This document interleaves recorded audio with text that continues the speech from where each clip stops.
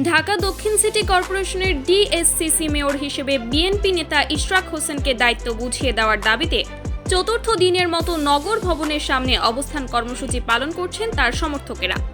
নগর ভবনের মূল ফটকে তালা ঝুলতে দেখা গেছে, তবে পকেট গেট খোলা।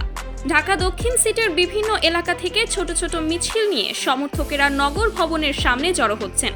তারা শপথ চাই, ইশরাক ভাইয়ের শপথ চাই, টালবাহানা চলবে না, অবিলম্বে শপথ দিতে হবে, এমন নানা স্লোগান দেন। আন্দোলনকারীরা বলেন, আইন উপদেষ্টা ও স্থানীয় সরকার উপদেষ্টার কারণেই শপথ নিতে পারছেন না ইশরাক হোসেন।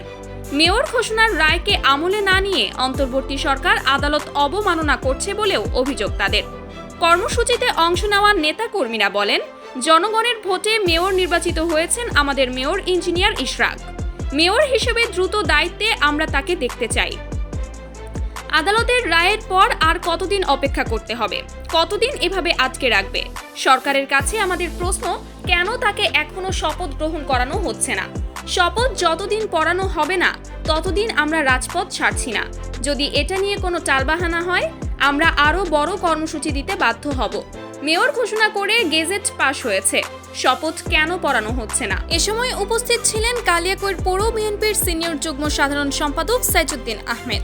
অনতিবিলম্বে তাকে মেয়রের দায়িত্ব বুঝিয়ে না দেওয়া পর্যন্ত আমরা কর্মসূচি চালিয়ে যাব।